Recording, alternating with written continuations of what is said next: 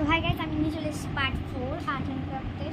তো আমি ভাবলাম এটা পুরো ফুল কালার করে দিয়েছি, আগের ভিডিওতে তোমাদের দেখাইনি। ভালো বাইরে একটু কাজ আগিয়ে রাখি, তোমরা এটা কালার দেখতে একটু বড় হয়ে যাচ্ছে। আমরা এটা কালার তো পুরো শুকাবো 2-3 দিন, তারপরে পরে আবার দেখাবো।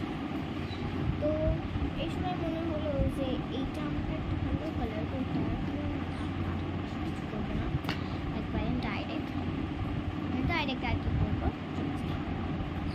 তাই জন্য সব বন্ধ চলছে, হ্যাঙ্কি নিয়ে নিচ্ছে, হ্যাঙ্কারছি বুঝতে পারবো অবস্থা দেখতেছো কি।